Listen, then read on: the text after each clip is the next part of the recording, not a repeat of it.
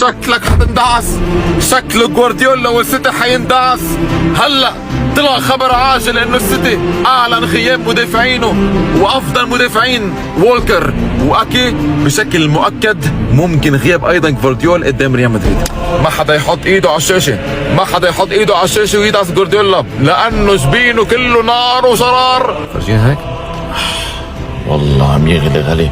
فما بالك جوارديولا لما تشوف فينيسيوس عم ينطلق من اليسار ورودريجو من اليمين وبيلينغهام من النص وتمريره سحريه من مودريتش، لنشوف انتفاض مدريدي داخل سانتياغو برنابيو على السيتيزنز ويعيدوا الريال مع جمهورهم بعدية وحدة بتكفي كل الموسم، عادية الثأر.